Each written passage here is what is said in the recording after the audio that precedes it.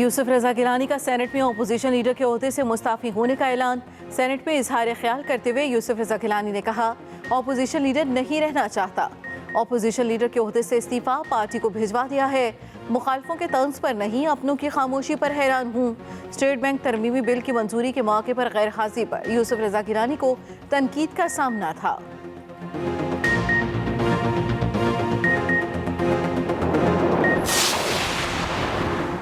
यूसुफ रजा गिलानी शरीफ आदमी है, इस्तीफा तो बिलावल का बनता है या जरदारी का, जिनके कहने पर पीपल्स पार्टी के सेनेटर्स तशरीफ नहीं लाए।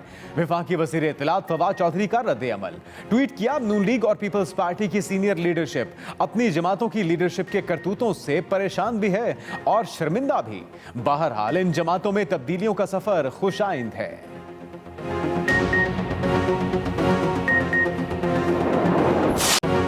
सुप्रीम कोर्ट से पंजाब हुकूमत को बड़ा रिलीफ मिल गया। पीटीआई हुकूमत को अपना फ्लैगशिप मंसूबा दोबारा शुरू करने की इजाज़त।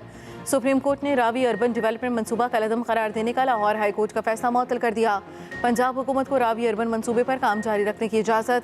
हुक्म में लिखा, जिन ज़मीनों की मालिकान को अदायगी हो चुकी उन पर काम जारी रखा जा सकता है। जिन ज़मीनों के मालिकान को अदायगी नहीं हुई वहाँ काम नहीं हो सकता। जायज़ा लेंगे फैसले के खिलाफ इंटर कोर्ट अपील बनती है या नहीं।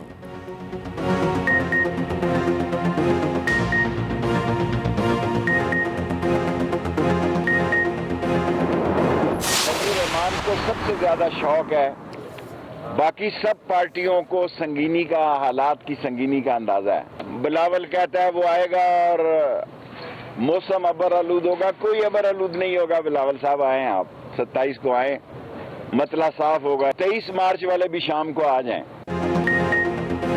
ऑपोजिशन के 14 से 15 आदमी अंदर से इमरान खान के साथ मिले हुए हैं। सबको मालूम हो चुका कि कौमी असेंबली के बाद सेनेट से भी हुकूमत का हर बिल मंजूर हो जाता है। वज़ीर दाखिला शेख रशीद ने अंदर की बात बता दी। कहा, ऑपोजिशन हुकूमत के खिलाफ कुछ नहीं कर रही। बिलावल जरदारी 27 फरवरी को आए और बाकी 23 मार्च को आए। फजलुर रहमान को भी आने का शौक है तो वो भी आ जाएं। धरना और लॉन्ग मार्च में कुछ नहीं होने वाला। 3.5 साल में ऑपोजिशन को कोई कामयाबी नहीं हुई और अब भी नहीं होगी।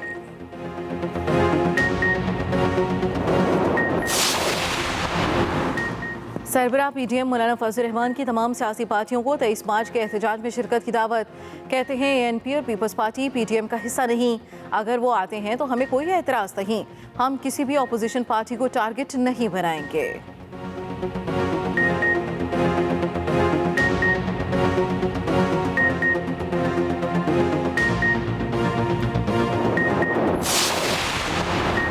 ऑपोजिशन लीडर शहबाज शरीफ ने सीपीएनए की मीडिया फ्रीडम रिपोर्ट 2021 को हुकूमत के खिलाफ फर्द जुर्म करार दे दिया। कहा, ऐसी रिपोर्ट्स आई तो पाकिस्तान का जीएसपी प्लस स्टेटस बाकी रहेगा, ना ही गैर मुल्की सरमायाकारी आएगी। रिपोर्ट सबूत है कि मौजूदा हुकूमत जमहूरी है, ना ही इसका मिजाज जमहूरी। रिपोर्ट गवाही दे रही है कि मौजूदा हुकूमती निज़ाम फस्तायत और आमरीत का तसलसल है। जमहूरियत, आइन और अवाम दोस्त सियासी जमातों को मीडिया फ्रीडम रिपोर्ट के मंदरजात पर गौर करना चाहिए। पाक सरजमीन पार्टी का बल्दियाती कानून के खिलाफ कराची में धरना दूसरे रोज भी जारी।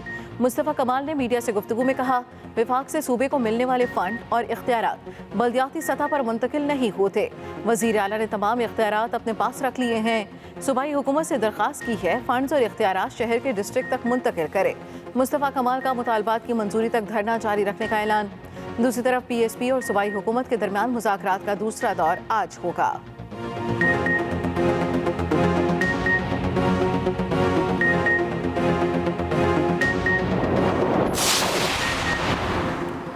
कराची में एएनपी के वफ्द का एमकेएम पाकिस्तान के मरकज का दौरा। मीडिया से गुफ्तगू में शाहिद सैयद ने कहा, दोनों जमातों में बहुत सी कदरें मुश्तरक हैं। आइन के मुताबिक मकामी हुकूमतों को इख्तियारात मिलने चाहिए।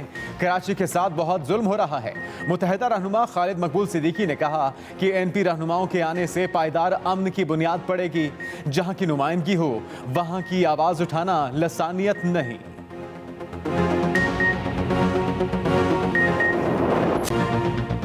अवाम हो जाए होशियार, महंगाई का एक और तूफान आने को है तैयार। ओगरा ने पेट्रोलियम मसनूआत की कीमतों में 9 रुपये 50 पैसे फी लीटर तक इजाफे की समरी भिजवा दी। जराये के मुताबिक पेट्रोल 5 रुपये 50 पैसे फी लीटर महंगा करने की सिफारिश। डीजल की कीमत 7 रुपये फी लीटर बढ़ाने की सिफारिश की गई। मट्टी का तेल 9 रुपये 50 पैसे और लाइट डीजल 7 रुपये 80 पैसे फी लीटर महंगा करने की सिफारिश। आइंदा 15 रोज के लिए पेट्रोलियम मसनूआत की नई कीमतों का ऐलान आज किया जाएगा।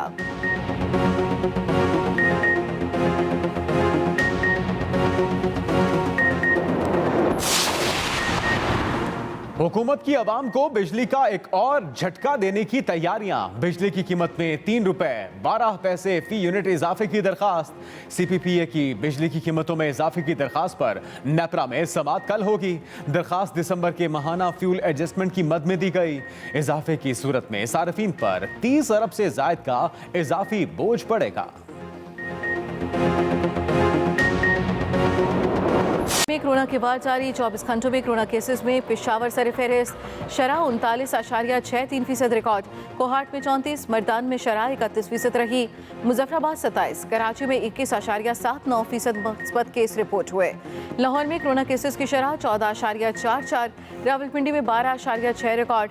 NCOC के मुताबिक मुल्क भर में वबा से मजीद 21 अफराद जान की बाजी हार गए। मुस्बत केसेस की शरह 11.53% रही।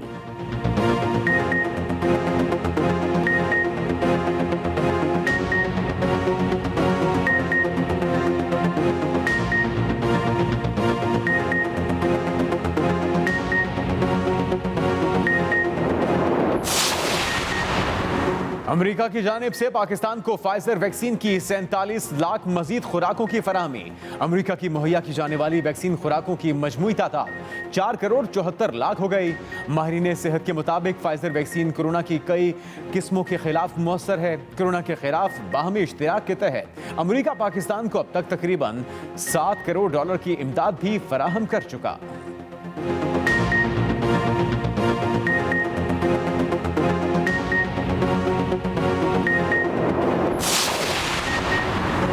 मस्जिद नबवी में ज़ायरीन के लिए खुशखबरी।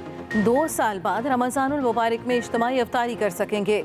सऊदी अरब ने मस्जिद नबवी में इज्तिमाई अफ्तारी दोबारा शुरू करने का ऐलान कर दिया। समाजी फासले और SOPs के साथ एक दस्तरखान पर 5 अफराद को इकट्ठे बैठकर अफ्तारी की इजाज़त होगी। कोरोना के बायस इज्तिमाई अफ्तारी पर 2 साल से पाबंदी आयद थी।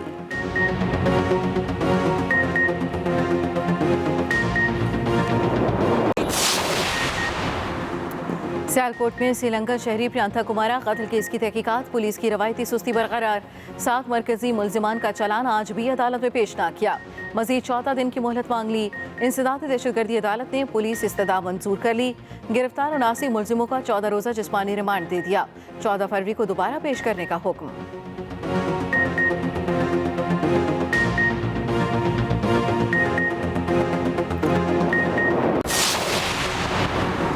वफाकी हुकूमत का चीन, रूस और काजाकिस्तान से $5 अरब कर्ज लेने का फैसला। जराये के मुताबिक चीन से $3 अरब, रूस और काजाकिस्तान से $2 अरब कर्ज मिलने का इम्कान। चीन से 3 अरब का कर्ज ज़र मुबादला के ज़खायर मुस्तहकम करने के लिए मिलेंगे। काजाकिस्तान और रूस से मिलने वाले $2 अरब ML1 पर खर्च होंगे।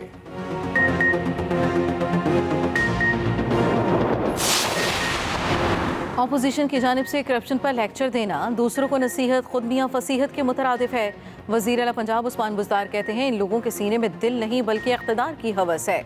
वज़ीर आज़म इमरान खान की क़यादत में क्राफ्ट माफिया के खिलाफ जहाद कर रहे हैं और करते रहेंगे।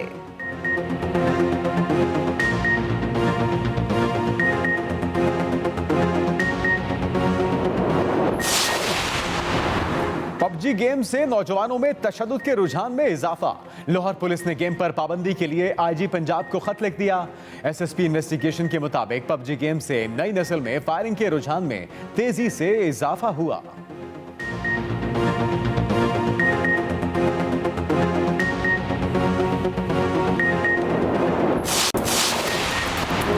और आयजा खान का एहसास, इंस्टाग्राम पर सबसे ज्यादा फॉलो होने वाली पाकिस्तानी अदाकारा बन गई।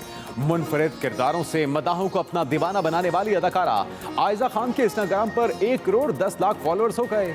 इंस्टाग्राम पर पाकिस्तानी अदाकाराओं की फहरिस्त में अमन खान 9.9 मिलियन फॉलोअर्स के साथ दूसरे नंबर पर।